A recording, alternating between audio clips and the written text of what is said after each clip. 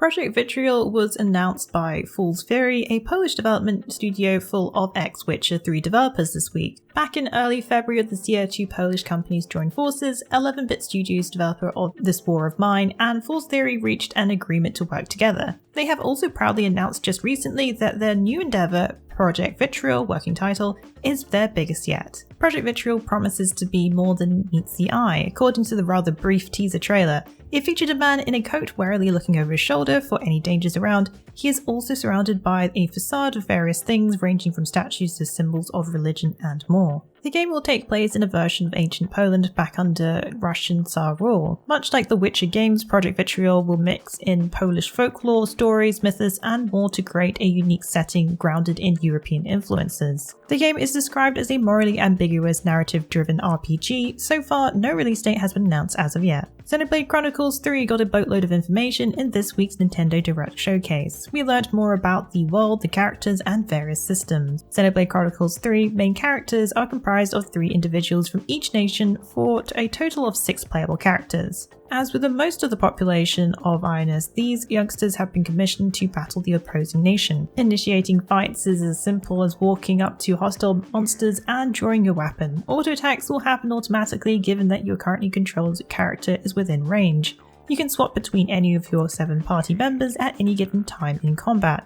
Positioning will also be important as there will be locational damage, especially on larger foes. Combat will have 3 distinct roles, each with different classes associated with them. Attackers are your basic damage dealers, defenders specialise in drawing aggro and tanking, and healers specialise in restoration, disruption, and support. Characters' classes are also not set in stone. You can change any number of your party members' roles seamlessly in combat, making fights truly your own. We also got to preview some of the abilities or arts and master arts, which are powerful abilities that can be perfected by certain classes. If you want to get all the details on what's coming in Xenoblade Chronicles 3 or any of the news mentioned in this video today, the link is in the description below. Neocore Games has announced the first major update for King Arthur's Knight's Tale called The Chain God, which released this week. The update added the Fomorian short story mini-campaign, a reworked endgame, balance changes, and more. According to the Steam post, the Fomorian mini-campaign will focus on how Balor, the God King, freed himself from the shackles binding him.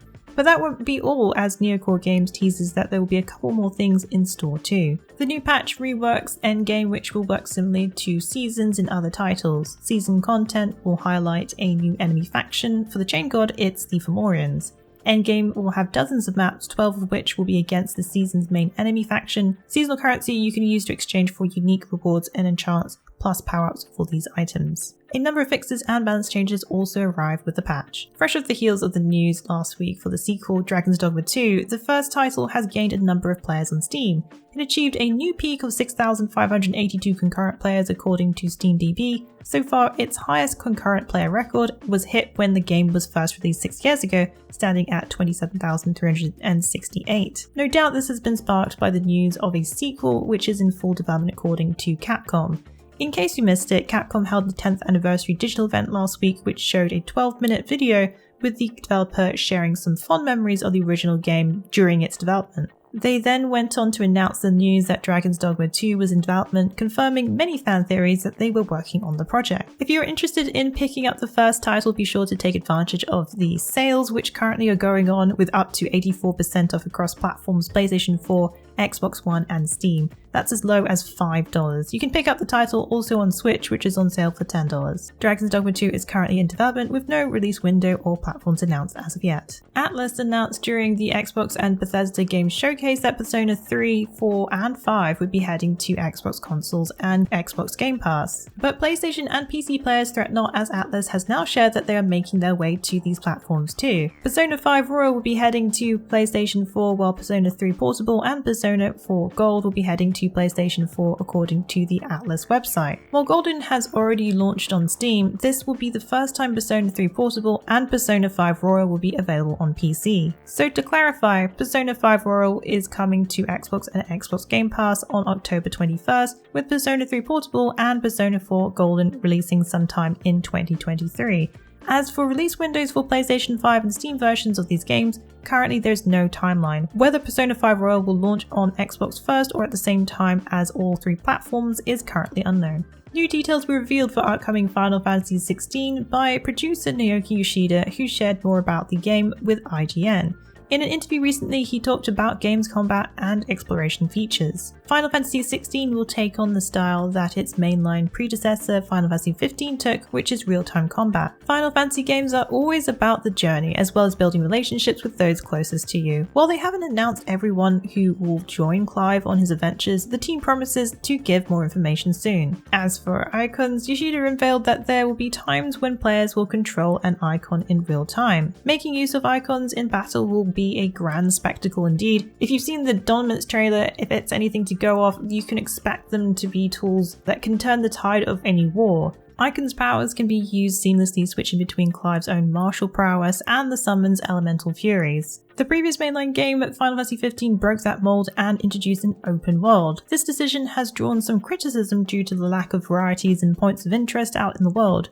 To remedy this, Square Enix and Yoshida's team are going back to what they do best, focusing on area-based experiences. Final Fantasy XVI will release sometime in summer of 2023 for PlayStation 5. The next major expansion, World of Warcraft Dragonflight, was announced by Blizzard in April, but now the developer has confirmed that the game will be released before the year is out. While they have confirmed its release sometime this year, no exact release date was announced. In this expansion, players will be visiting the Dragon Isles, where they will discover the ancestral lands of the dragons.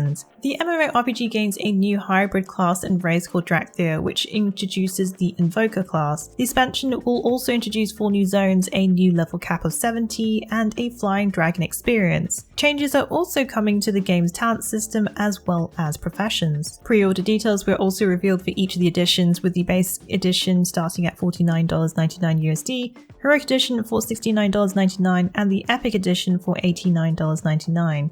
This will include bonus items, pre-purchase pet, character boost, transmog items, Hearthstone effect, and 30 days of game time for the Epic Edition. World of Warcraft Dragonflight will release on PC by the end of 2022. The Cyberpunk 2077 Gangs of Night City board game by CMON has now reached over 300,000 backing for their Kickstarter. CMON, the tabletop company, has put forth a new Kickstarter for the board game Cyberpunk 2077 Gangs of Night City. This competitive board game sets to have up to 4 players who will vie for the takeover of Night City while playing as one of the 4 street gangs. Players can choose to play as the Tiger Claws, the Valentinos, the Maelstrom, and the Voodoo Boys. In order to rule over Night City, players will need to hire edge runners in order to support their gang's units in different territories.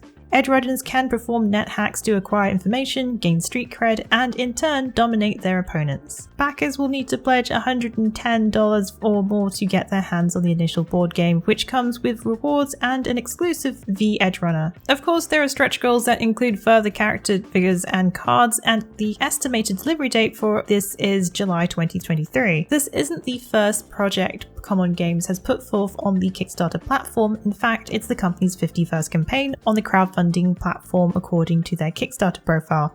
They've made such board games as the Bloodborne board game, Cyberpunk 2077 card game, and more. If you would like to back the project, make sure you do so within the next 10 days, as this is when the project will end. Well, that's it for the Week in the Wikis. Please join us again next week for yet another great week of gaming. Remember to check out our VIP program for some exclusive supporter benefits.